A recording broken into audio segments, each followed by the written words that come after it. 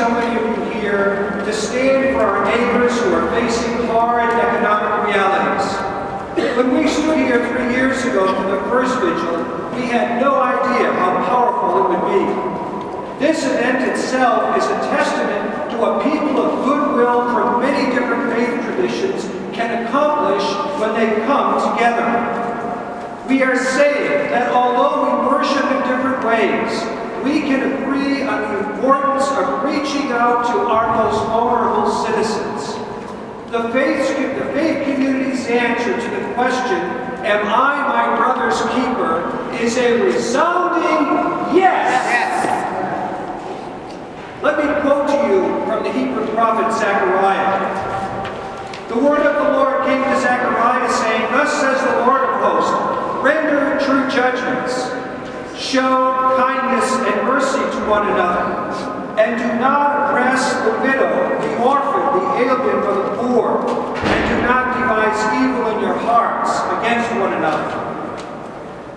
When I come to the end of my remarks, faith leaders from all over our state and from many different traditions will step forward and read the names of our elected officials.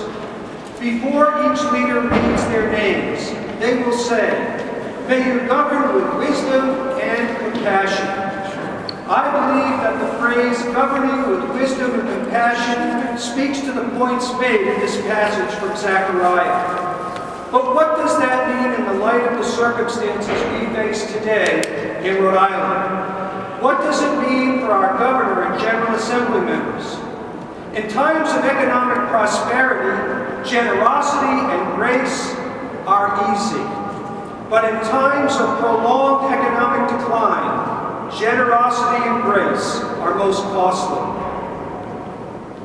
It is in times like these that the soul of Rhode Island is laid bare. Make no mistake, we are engaged in a struggle for the soul of Rhode Island. We will recognize our most vulnerable residents as brothers and sisters, or we will neglect to realize that we all have a responsibility to be stewards of what God has given to us, and not simply to possess it for ourselves alone. Let me be practical by naming 4 specific areas that will come before our leaders in the months ahead. And although I believe much of what I say here today is shared by many members of the coalition, these comments are mine, and they are not the official position of the coalition.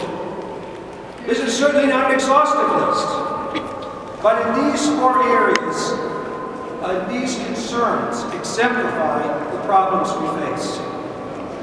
We have the opportunity this spring to take action to ensure that every Rhode Islander has, and I quote here from the vision statement of the Rhode Island Coalition for the Homeless, stable, safe, and affordable housing.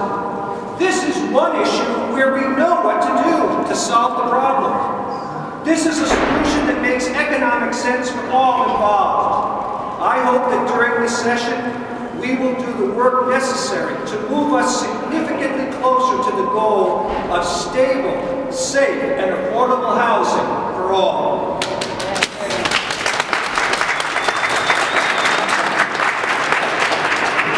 We must address in this session the practice of extreme usury in our state. We alone, among the other 5 New England states, allow for retail financial entities to charge 260% interest. That's right, 260% interest. We used to call people who loaned money at extreme interest rates like this loan sharks, and they had to operate outside of the law.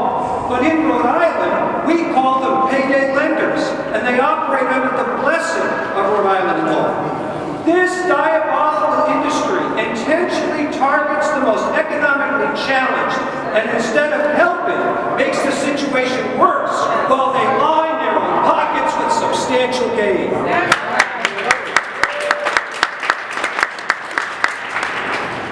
The most significant moral document produced in these halls in the next 6 months will be the state budget. As the Governor and General Assembly work to hammer out a balanced budget, the pressures will be enormous.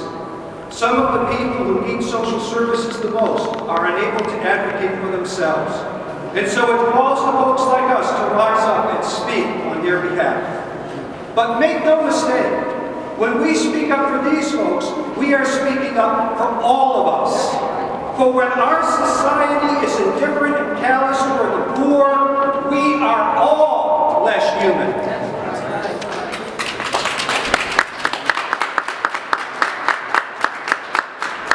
This means that as we look for areas to cut fat and to find economies of scale, and quite frankly, after several years of intense work, I'm not sure those savings still exist. I think we've done all of that. What that means then is that we must consider fair and just means of increasing the revenue side of the equation. I fully understand that this is an election year, and talk of increasing revenue will take great courage. I call upon our leaders to exercise that courage. As faith leaders, we cannot sit on the sideline on this issue. We must exhibit the courage that we ask of our political leaders. We must not be silent. The one thing that cannot be, we cannot balance the budget on the backs of our most vulnerable citizens.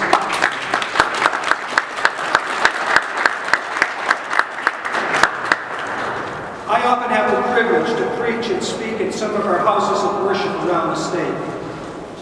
It's really one of the great joys of this position. Last fall, I was preaching on a Sunday morning in one of our urban churches. It is the practice in that church for folks to write their prayer requests down and to pass them forward so that they might be included in the pastoral prayer. On this particular day, I was moved by the request of one mother who asked that the church pray for her daughter as she took a test that week, which would determine which high school she would attend next fall. The request was that she would do well on the test so that she could attend a good school. I understand and applaud every parent's desire for their children to do well. But shouldn't every school in Rhode Island be a good school? Why should a parent have to worry about what school their child attends? Every school in Rhode Island should be high-functioning and providing an appropriate quality education for every student in our state. Let's not just care about some children in our state, but let us realize that we need to care about all of the children in our state.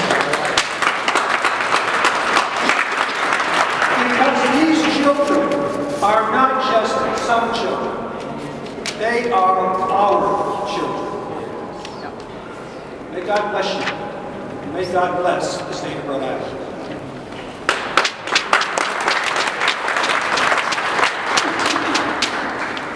I just got to note, we did this at the beginning, but I'll acknowledge that we do have a number of state leaders here. We're very grateful. Also, Attorney General Phil Martin is here. We have already acknowledged President Biden. For all of you who are here, I'm sorry we can't go ahead and attend, but thank you for being here. And understand this, we're not here to criticize. We are here to support you in doing the right thing. Thank you very much.